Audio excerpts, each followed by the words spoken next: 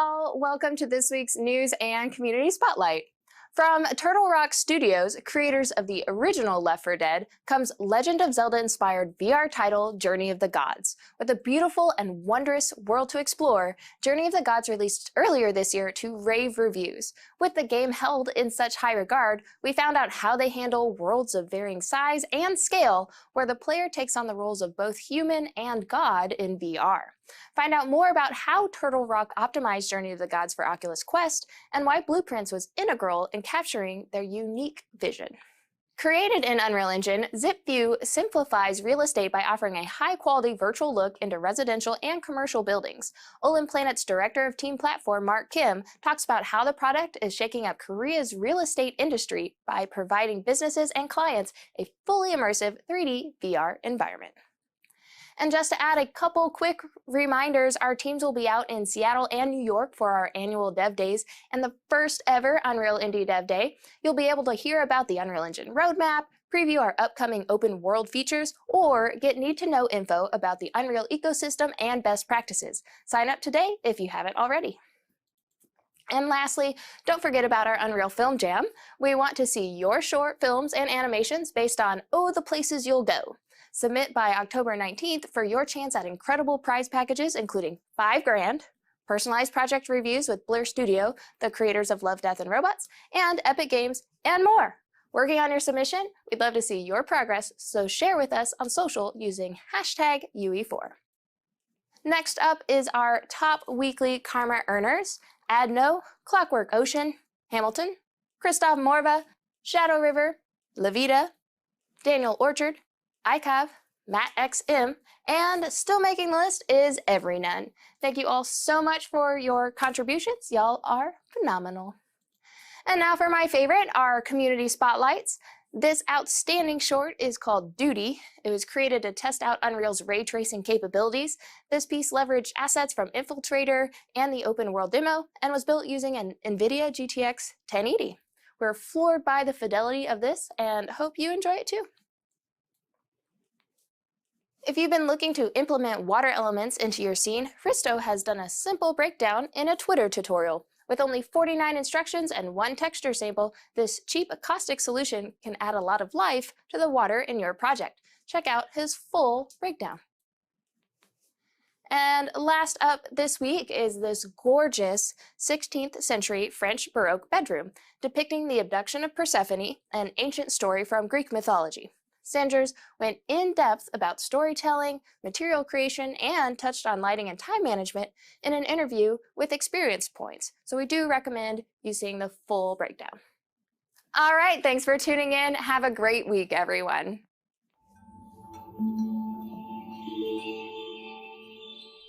Hey everyone, and welcome to the Unreal Engine live stream. I'm your host Victor Broden, and today we are going to talk about virtual texturing in 423.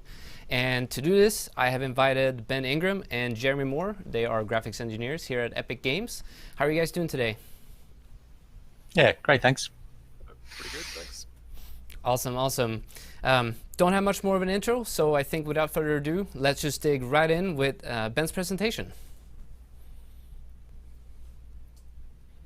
All right. We're getting the... So, there we go. yes, the screen share working? Yeah, it's working. We're good. Okay, cool. So virtual texturing is a new type of texture streaming that we've added in Unreal Engine 423. So the basic idea is it can take your textures and divide them up into tiles of a fixed size, typically 128 by 128 pixels. And then as you move throughout the world, we're analyzing what is actually visible on the screen and looking at the tiles that are required to texture those on-screen elements, and then efficiently streaming in just the tiles that are actually required to show what's visible on screen. This is an improvement over traditional MIP-based streaming in a number of ways. The granularity is much better with when you're streaming a full MIP map, you need to stream the full large image, whereas with virtual texturing, you can just load in the actual smaller part of the image that is visible.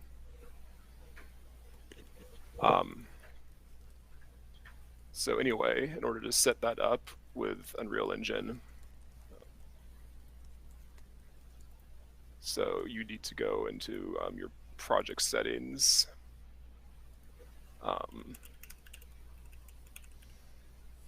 So first off, it needs to be an object right here.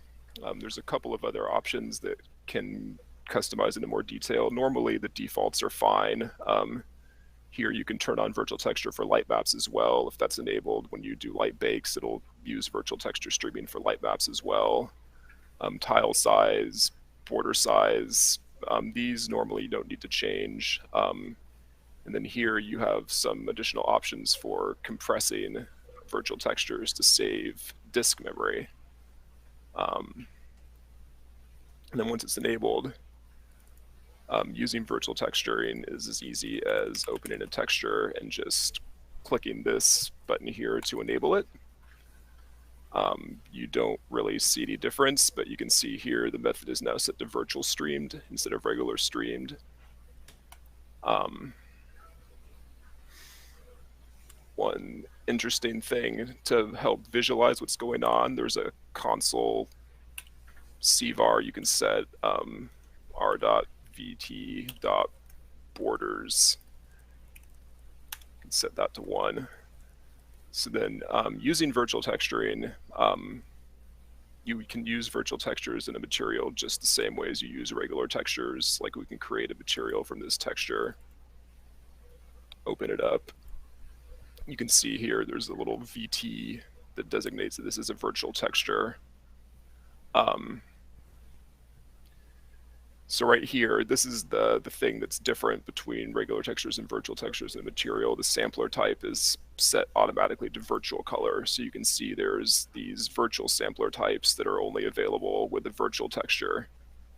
And that's basically it. If it's set to virtual color, you have a virtual texture plugged in, and it just works like a regular texture. We can hopefully, in order to see this here, we can make a texture in the world.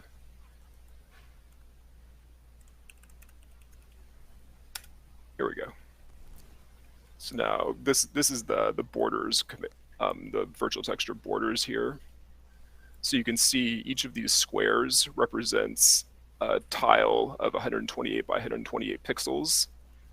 So you can see right now it's, we have roughly 256 by 256 of texture data loaded to show this surface of the cube. But then as we zoom in and we get closer, it starts streaming in more data. So now we're up to 1024 by 1024, or sorry, 512 by 512, 1, 2, 3, 4 by 4 tiles. Then you keep going. It automatically loads in the higher resolution tiles. And this, if we're off screen here, so these tiles that will be off the left of the screen that aren't visible, the system will know that those tiles aren't needed to render this frame, so they will not be streamed. Or, if you had some sort of occluder, like if you had another, like something in front of part of this cube, those tiles as well would not need to be loaded. So that's like the true advantage of virtual texturing. It only needs to load based on what's actually visible in your scene. There's no like distance-based metrics or, the things that you typically require with basic regular texture streaming. A couple more things here about the efficiency of the system. So basically, when you have a virtual texture sample, it does cost more than a regular texture sample. It requires more GPU instructions. There's actually 2 texture samples that occur under the hood for each virtual texture sample. And then additional some, adds and multiply instructions. One interesting thing here, if we can make another virtual texture here. So again, if we want to make this virtual, just go set it to virtual texture streamed. That's it.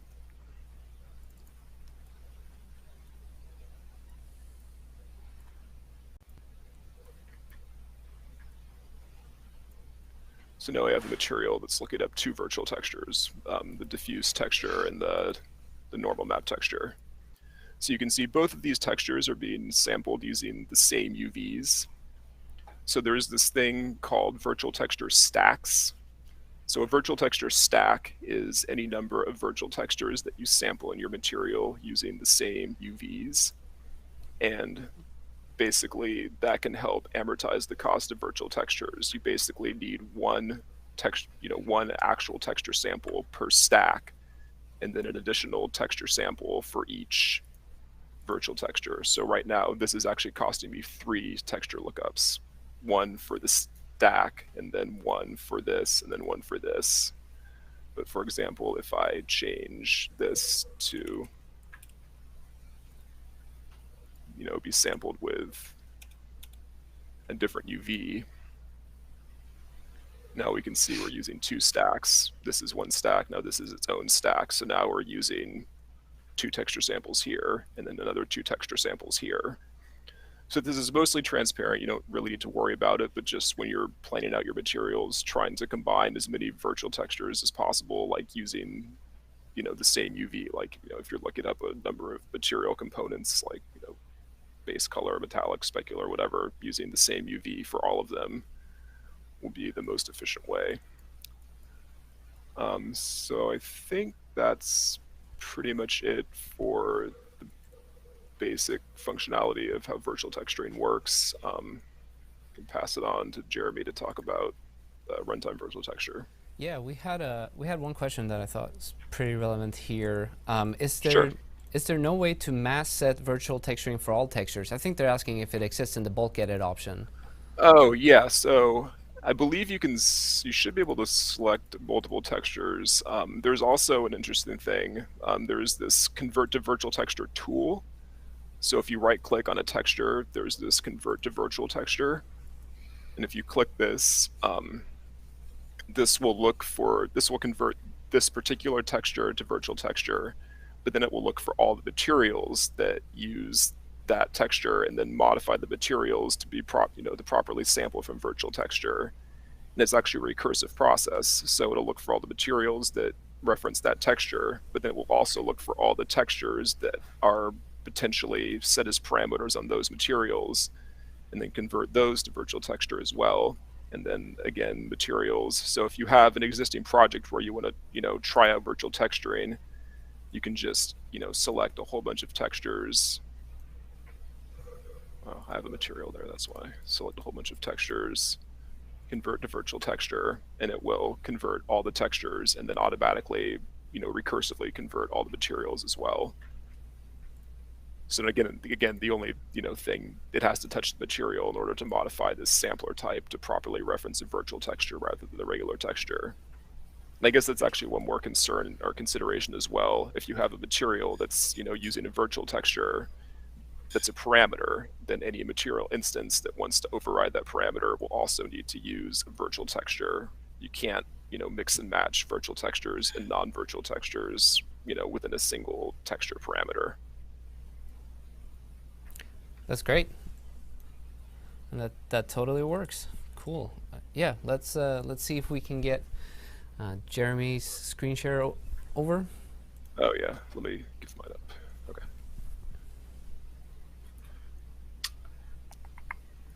Okay, here we are. I'm going to speak a little bit about runtime virtual texturing. So that builds pretty much on the same tech as the streaming virtual textures that we've just seen. But instead of streaming in those virtual texture tiles from disk, we'll fill those in at runtime using the GPU. So there's a few ways that you can think about that. You can think of a runtime virtual texture as a huge procedural texture. So we don't need any storage for it. We just run some procedural algorithm in a material and fill in virtual texture just in time using that, and take advantage of all the benefits that we've just seen for streaming virtual textures, where only the tiles that are visible on screen that we actually want to sample from we pay to fill. Another way to think about it is that virtual texture is a runtime virtual texture is a huge render target in the world, and again we're just writing to it just in time for the areas of that render target that we want to sample from and reuse in other materials. And then the third way I think about it is that it's a shading cache. So maybe we have a material that's very expensive to render, but it doesn't change from frame to frame. The output from it doesn't change from frame to frame. It's not camera dependent in any way. Then a runtime virtual texture allows us to just render tiles of that material output into a virtual texture, which acts as a cache that we can then read from later on. And so that kind of mental model of a shading cache fits really well with something like a landscape in a project, where landscapes can be really quite expensive to render because they tend to sample from a lot of texture layers. They sometimes do things like triplanar sampling. They have a lot of interesting blends and maths going on. And they tend to cover, the landscapes tend to cover a large part of the screen as well. So they can be quite expensive to render. So a performance optimization here, rather than a memory optimization, is that we can render that landscape material to a cache, which is the runtime virtual texture, and then all we have to do frame to frame is sample from that cache. So it's whereas streaming virtual texture is kind of a memory optimization, where we pay a small amount in terms of performance for using it. This is more of a performance optimization, where we're going to pay for having the physical cache. So as a demo for the idea, I'm going to use the landscape mountain sample that comes with Unreal, and I'll convert it to use runtime virtual texture. So I've already gone through the step of modifying the project settings, as we saw Ben do, and I've made a duplicate of the basic landscape material and assigned it. So we can see right now with the shading complexity view mode, just wait for that to warm up a little bit, that the terrain is quite expensive to render. It's in red, and the aim is to reduce that cost. So so the first thing we're going to need to do is we're going to need to create a runtime virtual texture. So we can do that through the material and textures context menu here, and this gives us some settings to fill in for it. So the first one is the size of the virtual texture. Now in 423, the maximum size we can go to is 256K. That's not really big enough for the application we have here. We have a 4-kilometer sized world, I think. So this kind of size of virtual texture gives us a texel resolution of about 1.5 centimeters, which isn't really sufficient. Now there were some, obviously 423 was beta, so we're dog fooding it internally and improving things, and we've improved some of the memory restrictions in terms of page table size and so on. So we can go above this size, and you should see that in later versions of the engine. But just for this demo, we'll stick here. And then the other options in terms of texture tile size and border and so on are similar to the ones that you've seen for streaming virtual textures already. And then the other interesting option here is what we're going to store in the runtime virtual texture, and we have a few options, and we'll extend these as required, as we see more functionality required in future versions of the engine. But we can go for just base color and normal, or base color, normal, roughness, and specular is what we'll choose. So we're able to do a rough kind of PBR render with it. And also we enable texture compression. And this means that when we render the render to the runtime virtual texture, we're going to compress it in BC format to reduce memory size and to improve sampling performance. Okay, so we've created that, and now we need to also place it in the world, because we need to define where the virtual texture is placed in the world, and where things render into it, and what the projection of rendering into it is as well. So to do that, we need to create a runtime virtual texture volume. So I'll just drag that into the world and assign the virtual texture to it. And now I can resize and place this wherever I want in the world. There's a quick helper for this as well. What we really want here is to have the runtime virtual texture cover the entirety of our landscape object. So we can use this shortcut here, where we pick the landscape and copy its rotation and bounds, and then that should transform it so we can see now that it's covering the entire landscape. That's the bounds in orange of the runtime virtual texture there.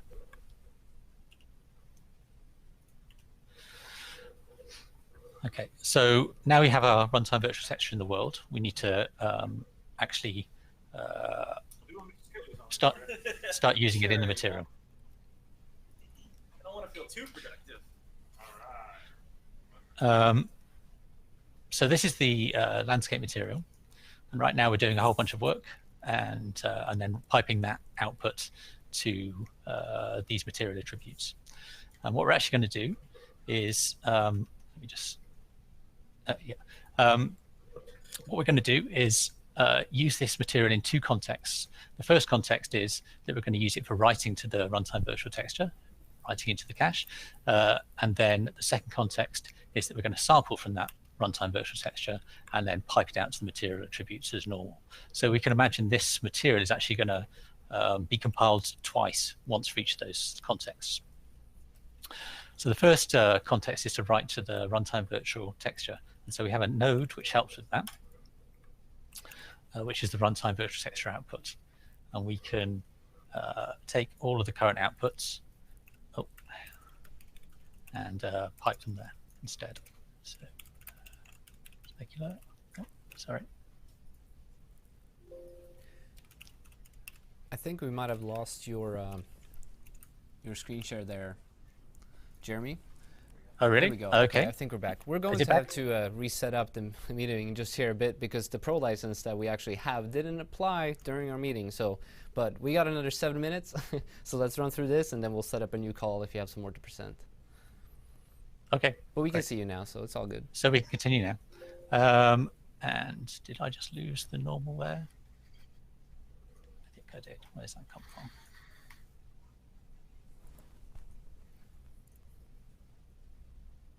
Oh.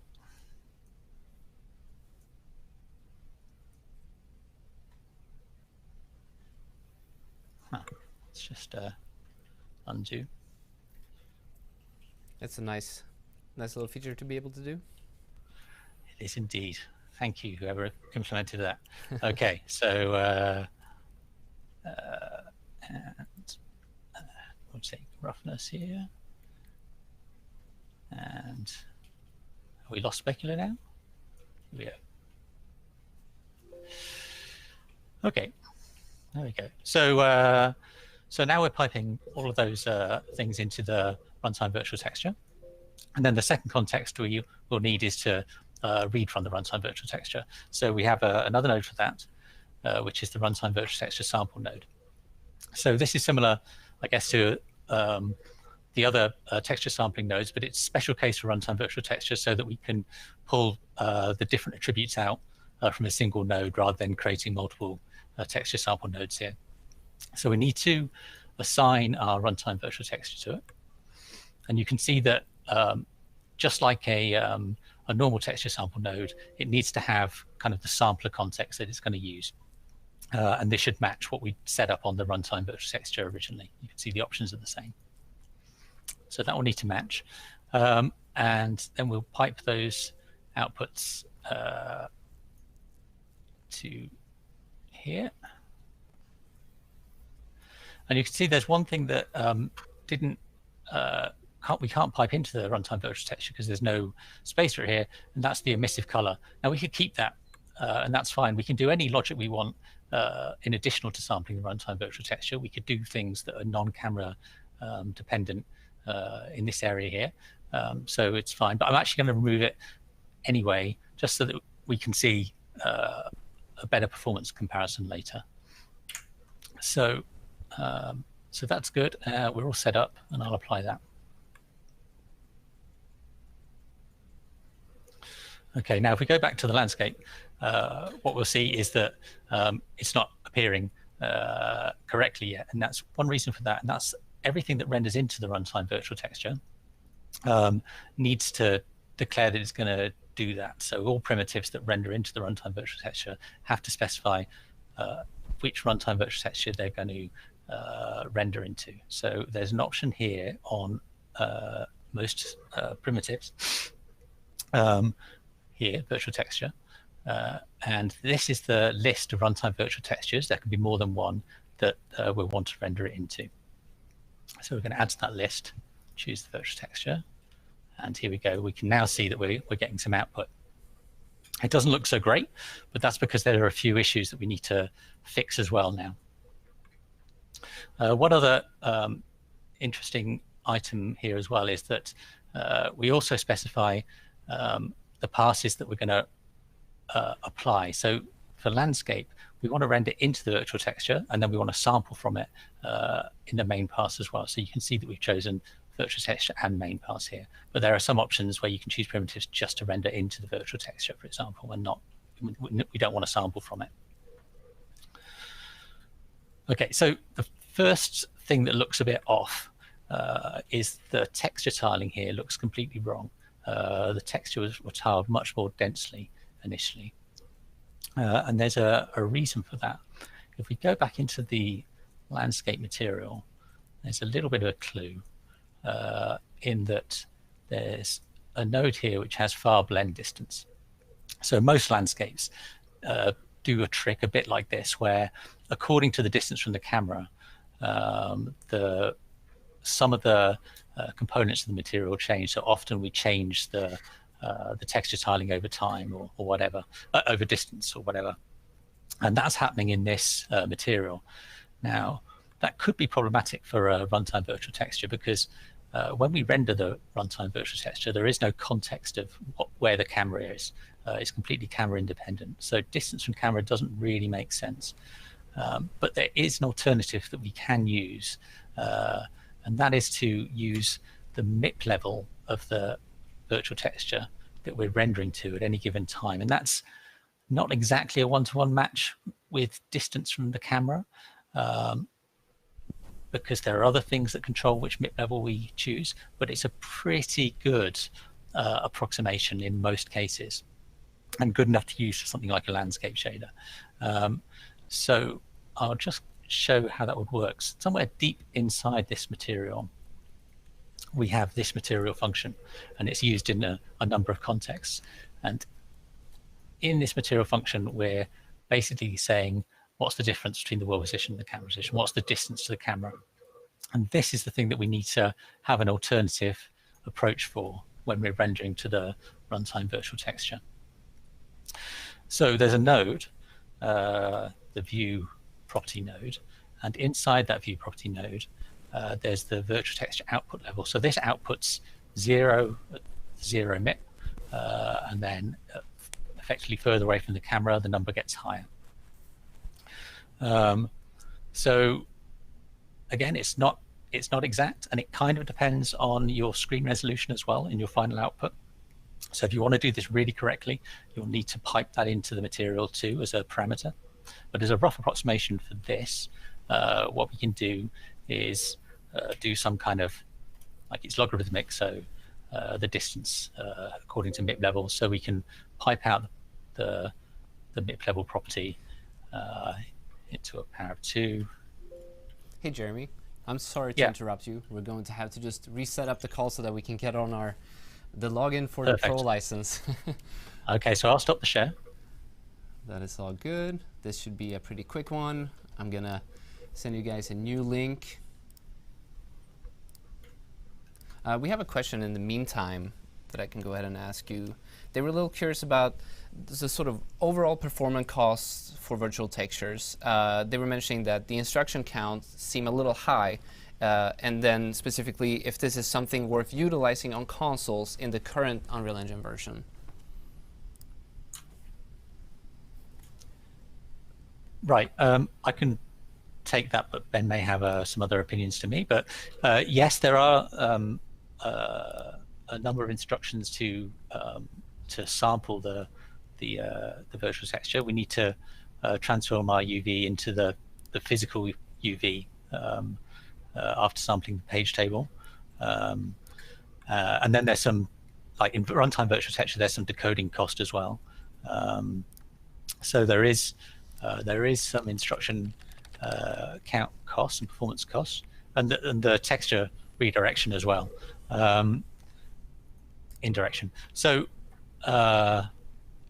yes, but in terms of current gen consoles, I think depending on your use case, I think it's appropriate for use on current gen consoles, and certainly there are a number of AAA games out there running on console that do use this kind of technique in their own engines.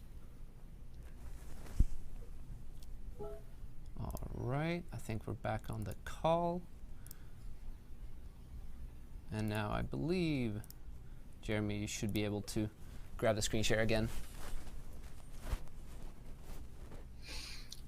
All right, you see that? We do. We're back. Man, we should really pay for the license. Right. Well, we did. And now it's actually uploaded and we're on it. So. All right, perfect. Okay, so we'll do some kind of power of 2 hackery, multiply by another constant. This is probably roughly good enough. And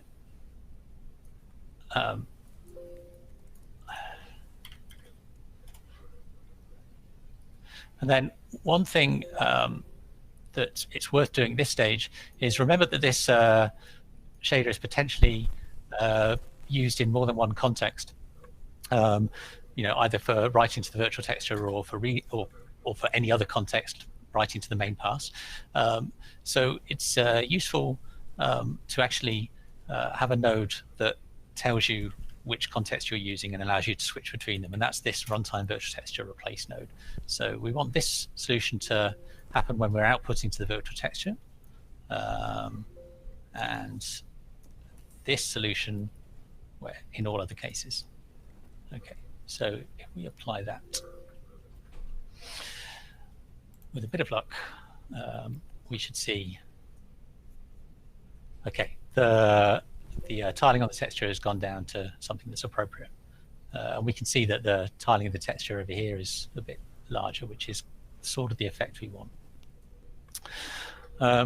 So there's another issue that we need to solve.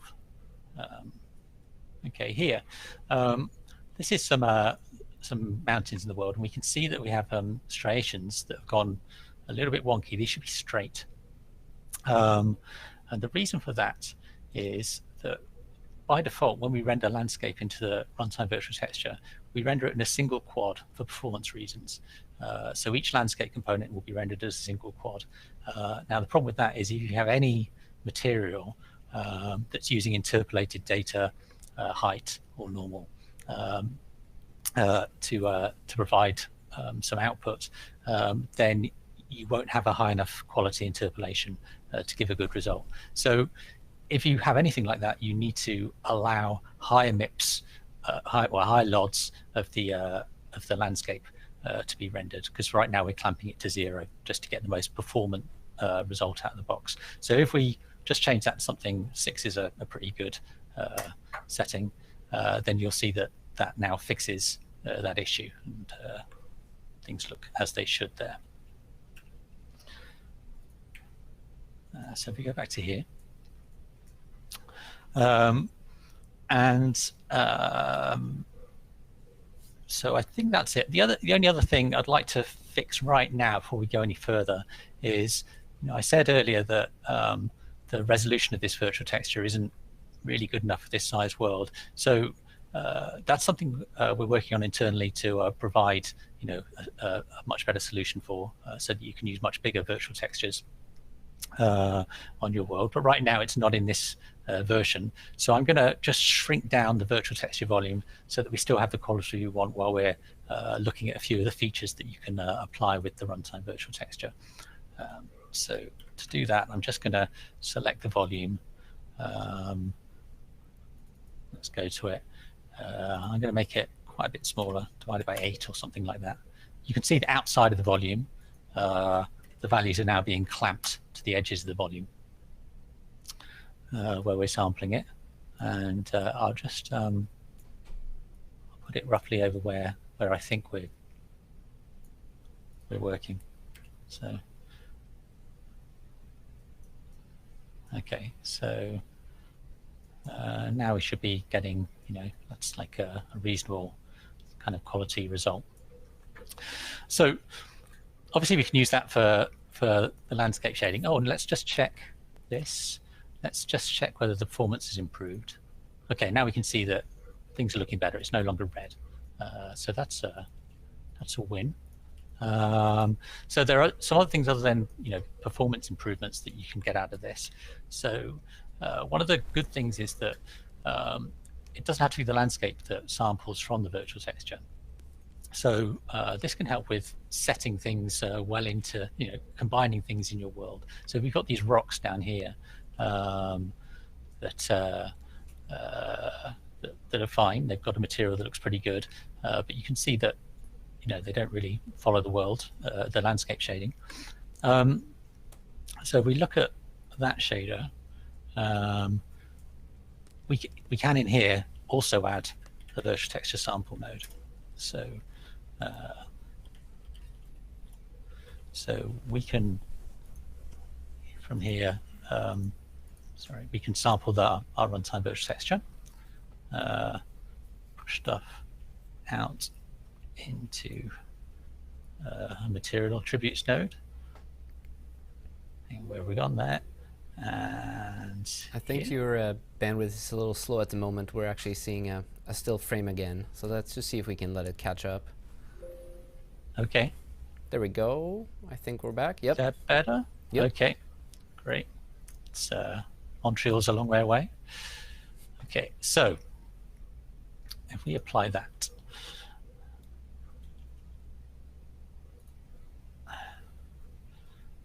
we can see now that the these rocks are actually sampling from the landscape, so they sync up perfectly with the landscape. Now, one thing you'll get if you do that is that you're going to get some stretching on these because the virtual texture is a projection, so it's sampling from it in a top-down projection way. So on these sharp edges, you're going to have a problem. It would be like, a good technical artist would have a number of solutions for that. I'm not one of those, but something you can do is just blend according to the normal. So I'll just show that. So if you want to blend between these two things.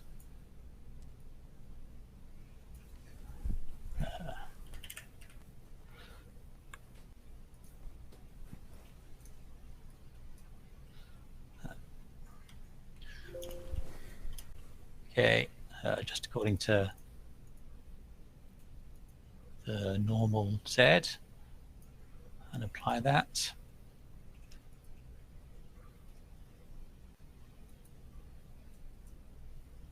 That doesn't appear to be working. That happens all the time. Oh, here we go. That's the reason. There we are. Okay.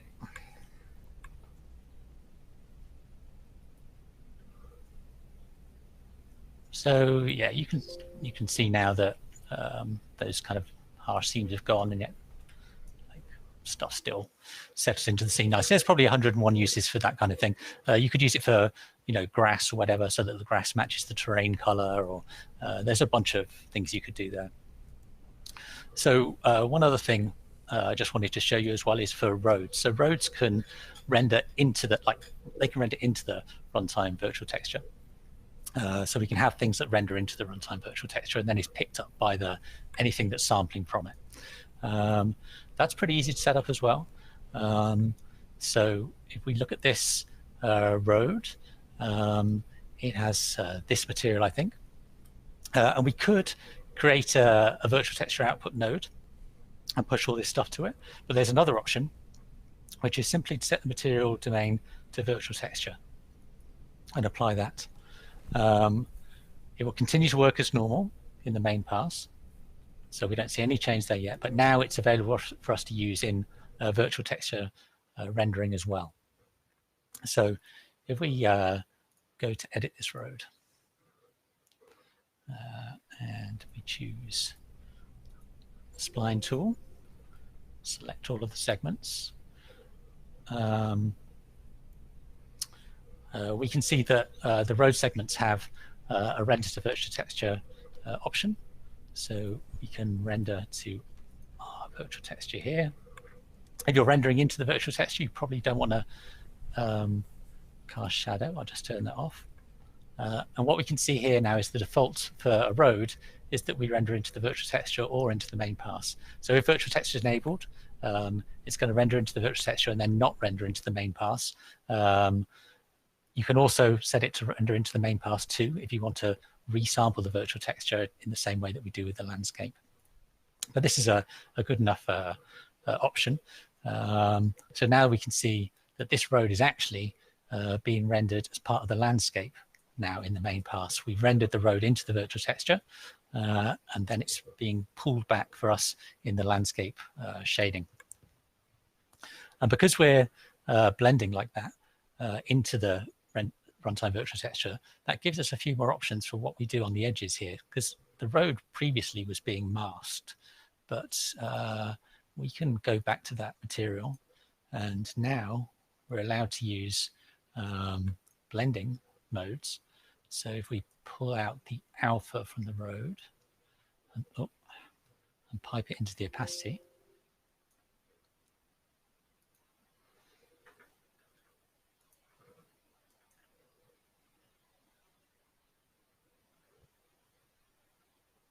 you can now see that we've got much better blending between the road and the landscape, which is really kind of cool.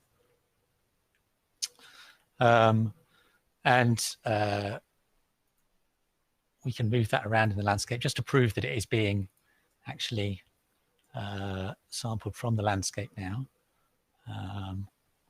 You can see that it's actually now a kind of a projected thing onto the landscape. This whole thing actually works. It works really, really well with the new open world landscape edition tools that we have, where roads can now morph sculpt the landscape as well. Things start to work really well as these systems combine. So yeah, that's that. There's one other thing I just wanted to show you. There's another system that can render into the runtime virtual texture, and that's the foliage system. So this is kind of dumb because I don't actually have any cool decals to on hand to actually render into the landscape. Like you could imagine stuff like cracks on the road or similar things to that. Instead, I've just got this mesh, which is some rock gravel. If I open that and find its texture,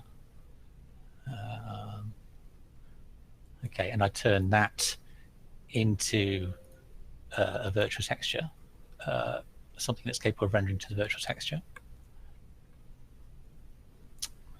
And go back, and again the same options down here somewhere for runtime virtual texture, where I can select it to render into the virtual texture here. Now I can, oh, that's the wrong one.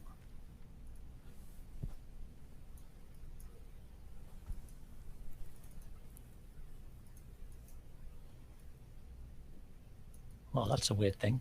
It seems to be putting the wrong thing down. Let's come out of there.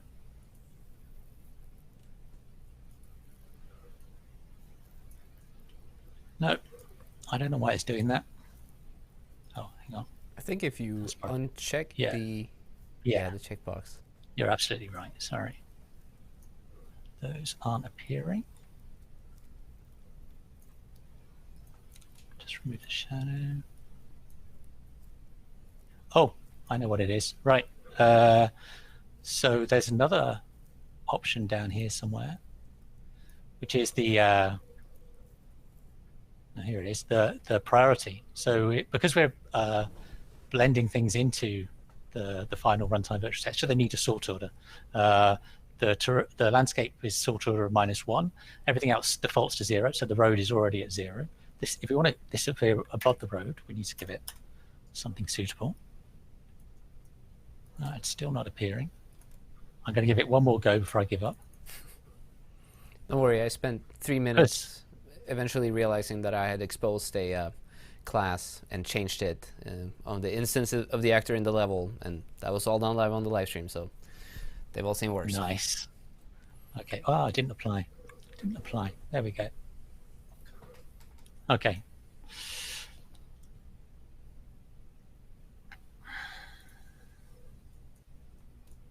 So yeah, you can see I've scattered these things everywhere. They're not actually mesh rocks. They're crazy, strange projections of mesh rocks down into the virtual texture.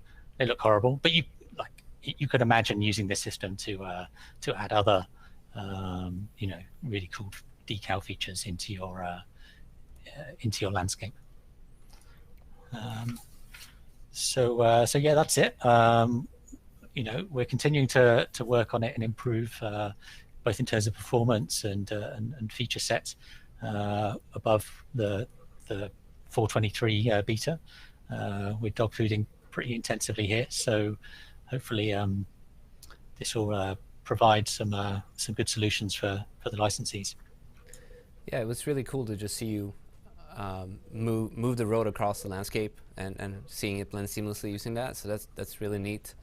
We do have a couple questions. I had one actually I was curious about. So you were using a rock mesh as the source asset when you were painting, right? But then due to the setting that you changed, that's actually what causes the projection to happen rather than actually rendering the rock mesh? Yeah, that's right. I mean, what's actually happening there is that when we render the virtual texture, we're rendering the rocks into the virtual texture. But then, of course, that just flattens everything out because it's just being rendered into the render target, and then we sample back from the render target. So, yeah, it's we were rendering the real rocks into the virtual texture, and when we sample it out, we just have that flattened version. Okay. You can one of the cool things you can do is you can match up a bit of geometry and some sort of blended texture representation of that geometry, and you render the blended texture representation of that geometry that you want into the virtual texture, and then you allow the geometry itself to just sample back from the virtual texture. That's one of the ways that you can work with this stuff, and that allows you to kind of lot out the geometry over distance, but it still appears to be there. So you can use it to support some lodding techniques too. It's really neat. Let's see, got a couple questions. One of the questions were how runtime virtual texturing is supposed to be used on a larger landscape where the resolution of a single runtime virtual texture is not sufficient. Yeah, it's a great question. So this is something that we're working on. I mean, you could use multiple runtime virtual textures. It's true. That's one approach. Although I think that's not going to extend very well because in the end there's a limitation to the number of those objects we'll be able to support without and still be able to uniquely identify them for when we're getting feedback about which virtual textures need updates. So what I'd like to do is do something like a there's techniques for this, like adaptive virtual texturing is one technique. There are some papers on it out there. It was used in I think the Far Cry games, where you can effectively increase the size of your virtual texture resolution without hitting the issues you would come to if you did it naively, which are that the page table blows up to an enormous size, so you end up paying a huge cost in terms of memory for your page table, and like updating your page table becomes expensive as well. So there are ways to break that problem, and we don't have any like dates that we can give for that being in the engine, but it's something that we're looking to put in the engine at some point. Right. So this is a question I don't entirely understand, but I think you guys might. Currently, runtime virtual texture seems to be lacking ability to have custom content layout in favor of just 3 limited presets. Any plans to address that? Not right away, no. So a couple of content layouts have been added internally. Like one cool one is like a world height layout, which is just a 16-bit like grayscale value that we can interpret as height, and you can use that for blending, like, you know, how far is my object away from the landscape, and therefore affect some blending according to that. And obviously there are other great ideas that we could also implement. It would be great to have some flexible approach which allows people to extend it, but right now that's not where we are. We'll have to see, you know, how important that is for people. All right. Another sort of a little bit more generic question. Can virtual texturing be helpful in bringing expensive UDIM textured cinematic quality assets into Unreal?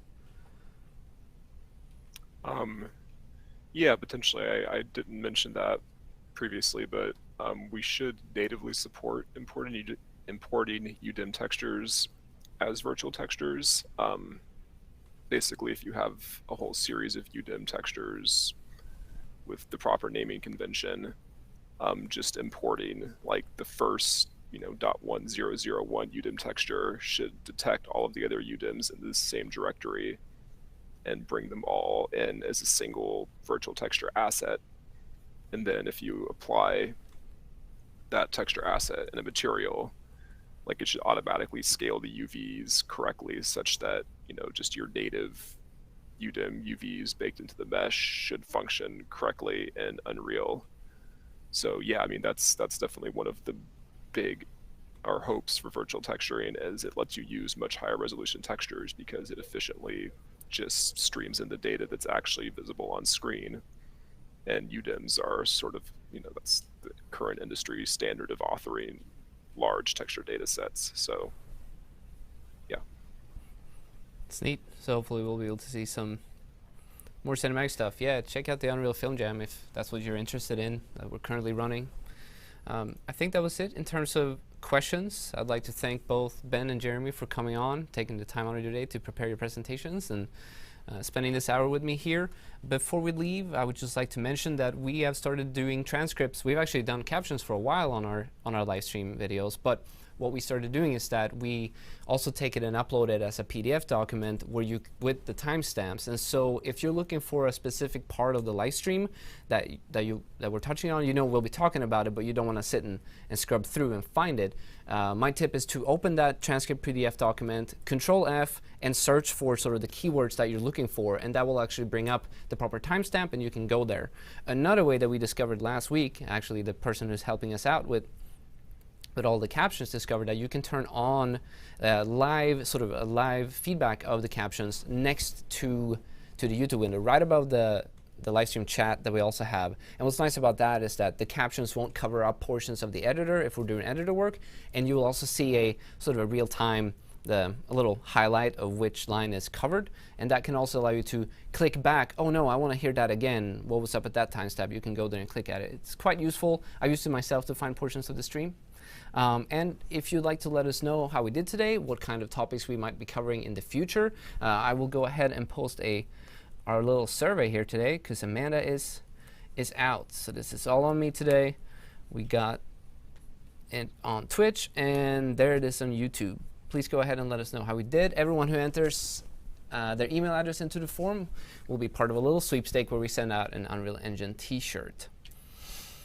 Moving forward, we do meetups all around the world. If you're interested in joining one, go ahead and go to unrealengine.com/user-groups and see if there's any near you. If you don't see anyone that's near you, considering, I mean, that's relative how much you want to drive, and you're curious about what it might mean organizing one or hosting one, send us an email to community@unrealengine.com and we will give you all the information on what that entails. As always, we do our 3 community spotlights before every stream. We look for them everywhere. On the forums is probably the best spot, but sometimes I scroll through Discord, Reddit, they're all good places. You can also just send us an email to community@unrealengine.com if you'd like to show us your work.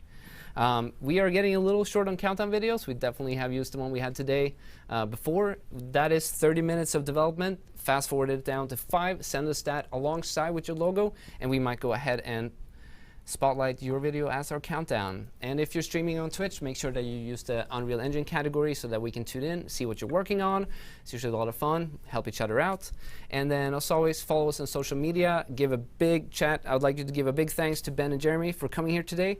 And with that said, next week we're going to be covering multi-user editing. And I did a fun little photo shoot with the guys at the stage here. I won't be here. Amanda will take the whole seat. We'll be out on Oculus Connect, actually. So if you're at Oculus Connect, please shoot me a message and let's catch up.